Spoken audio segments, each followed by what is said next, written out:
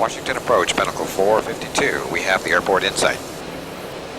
Pinnacle 452, Washington approach, cleared visual approach, runway 34 right. Contact Washington Tower 119.0. Good day. Pinnacle 452, cleared visual 34 right. Washington approach, November 26124, approaching the mall. Citation 26124, Washington approach, traffic 1 o'clock, 5 miles westbound, Boeing 757 descending through 5,000 for runway 34 right. Do you have that traffic in sight? Did he say 757? Yeah, there it is. Affirmative, Washington. I have the 757 in sight. Citation 124, you're 4 miles behind the Boeing 757, caution wake turbulence. Follow that traffic, cleared visual approach, runway 34 right. Contact Washington Tower 119.0. Pinnacle 452, can you accept 34 left, following traffic 34 right? Roger, Washington 34 left, no problem.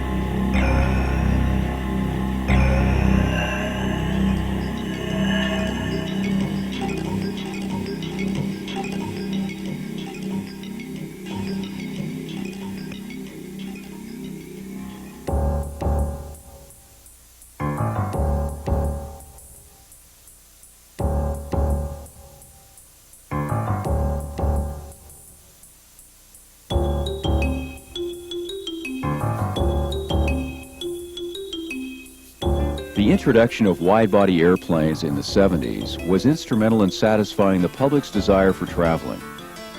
In order to safely avoid the wake turbulence associated with these aircraft, separation standards were developed that established aircraft weight categories and distances. At that time, aircraft were easily categorized: wide bodies, B-727, B-737, DC-9, and others. As the aircraft within the categories increased in number and size, the potential for wake turbulence encounters increased as well.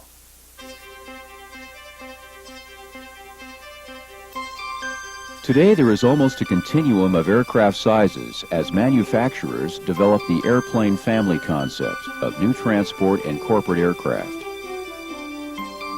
Airports of various sizes are handling increased air traffic that includes everything from heavy wide bodies to small business and recreational aircraft. Along with this increased mix of aircraft comes an increased concern about wake turbulence. Wake turbulence, being a natural byproduct of powered flight, is generated by the lift created by the aircraft wings and helicopter rotor systems.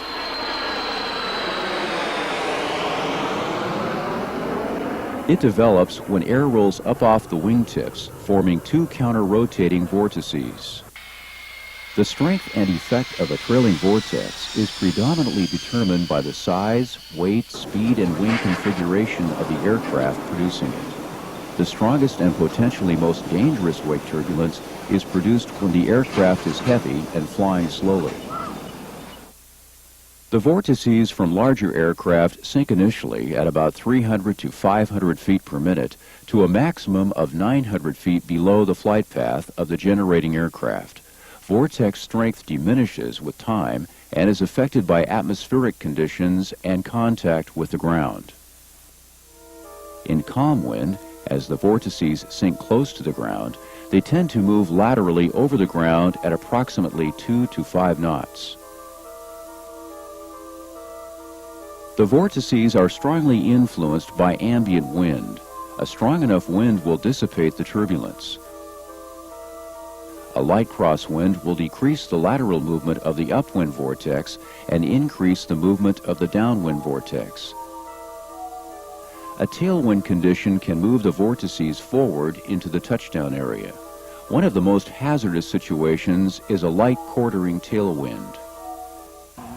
Northwest Southwest 989, clear to land. Horizon 466, Seattle. The location and strength of wake turbulence still remains fairly difficult to determine and usually invisible to both the pilot and controller. There are, however, some basic recommended procedures which can be used to assist pilots in avoiding the preceding aircraft's wake. Your aircraft's performance and capability should be considered when applying these procedures. When landing behind a larger aircraft on the same runway, stay at or above its flight path, noting its touchdown point and landing beyond it. In the case of parallel runways closer than 2,500 feet, landing behind a larger aircraft requires the pilots to be aware of possible wind drift towards their runway. Stay at or above the larger aircraft's flight path and note its touchdown. If you are landing behind a larger aircraft on crossing runways, cross above the larger aircraft flight path. If the larger aircraft is departing on the same runway, note its rotation point and land well prior to that point. Here, the larger aircraft is departing on a crossing runway. Note the rotation point. If it is past the intersection, continue your approach and land prior to the intersection. If it rotates prior to the intersection, avoid flying below the larger aircraft flight path. Abandon the approach unless you can land well before the intersection. Be alert for any critical takeoff situation which could lead to a vortex encounter. In takeoff situations, note the departing aircraft's rotation point and rotate prior to it. Be sure to evaluate aircraft performance and determine if it is possible. If necessary, or there is any doubt, delay the takeoff. After takeoff, continue your climb above and upwind of the larger aircraft climb path until turning clear of its wake. Avoid any headings which will place you behind the preceding aircraft path. In the case of an intersection takeoff on the same runway or parallel runways, be alert to adjacent large aircraft, particularly upwind of your position. Avoid subsequent headings which will cause you to cross below a large aircraft path. In the case of an aircraft making a low missed approach or touch and go, wake turbulence may exist along the runway and in your flight path, especially if a light quartering wind exists. Leave an interval of at least 2 minutes before executing a takeoff after a heavy aircraft. If you are en route VFR and you observe a large aircraft above on the same track, avoid the area below and behind its path by adjusting your position laterally, preferably upwind. Hey, Coach, 545 Park, right. The other key player directly involved with avoiding wake turbulence is air traffic control. Air traffic controllers are required to provide radar and wake turbulence separation or visual separation until the pilot accepts visual separation or a visual approach.